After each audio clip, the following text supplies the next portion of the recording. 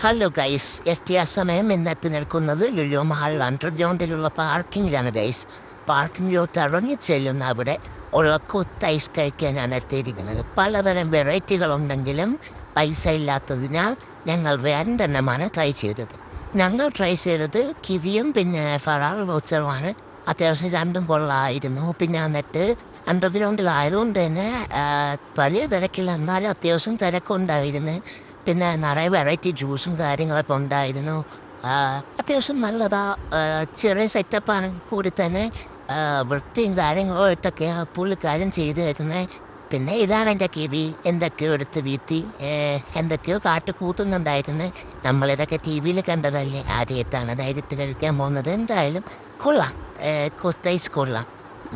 അച്ചരം പച്ചരം കൊത്തുന്നത് കൊണ്ടാണ് ഗൈസ് ഞാനിതിന് കൊത്തൈസ് എന്ന പേരിട്ടത്. ഞാൻ അവിടെ നിന്ന് ആലോചിച്ചത്, അടപ്പില്ലാത്ത അജ്മീർ ചെമ്പ് പോലെ ഇരിക്കുന്ന എൻ്റെ വയറ്റിലോട്ട് ഇത് എപ്പോൾ ഇടാൻ കിട്ടുമെന്നാണ്. വലിയ ടൈമൊന്നും എടുത്തില്ല, സാധനം പെട്ടെന്ന് തന്നെ കിട്ടി. സോ ഞാൻ ഹാപ്പി, നിങ്ങൾ ഹാപ്പി. ട്രൈ ചെയ്ത് നോക്കൂ ഗൈസ്. ബൈ.